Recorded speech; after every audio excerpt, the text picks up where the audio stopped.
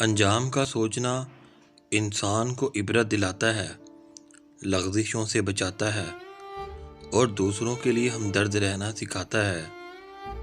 جو بندہ انجام کار کو سوچتا ہے وہ آفتوں اور مصائب سے بچا رہتا ہے۔ تدبیر کی درستی وسیلہ سے بہتر ہے اور سچائی ایمان کا سر اور انسان کی زینت ہے۔ اول عمر میں جو اوقات ضائع کیے ہیں یا نیک اعمال سے ہاتھ دھوئے تو ان کا آخر عمر میں تدارک کر تاکہ انجام بخیر ہو۔ وہ تعلق جو تمہارے اور اللہ تعالیٰ کے درمیان ہے اس کو مضبوط رکھ تاکہ آخرت میں تجھے کوئی مصیبت درپیش نہ آئے۔ بے شک تیری عمر تیری سعادت کو مہر ہے، بشرط یہ کہ تو اس کو اپنے رب تعالیٰ کو اطاعت میں صرف کر۔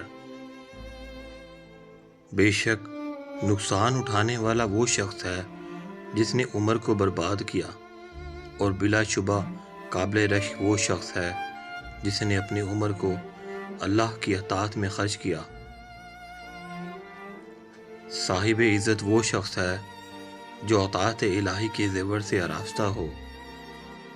جس شخص کی دیانتداری درست ہو اور صحیح ہوتی ہے اس کی امانت داری بھی ٹھیک ہوتی ہے۔ جو شخص امین سمجھ کر تجھے کوئی امانت سونپے اس کے ساتھ دھوکہ کرنا کفر ہے۔ صاحب قدرت کے افعال میں سب سے زیادہ نیک کام انعام اور اس کے تمام افعال میں سب سے زیادہ برا کام انتقام ہے۔ شرافت کی آفت بڑائی اور تکبر خود بینی اور بھلائی کی آفت ساتھ کی برائی ہے۔ عورت کو دو باتیں کہہ دو، شادی کے لیے راضی ہو جائے گی۔ اول دھوکہ نہ دینے کا یقین دہانی، دوم ہمیشہ ساتھ رہنے کی یقین دہانی۔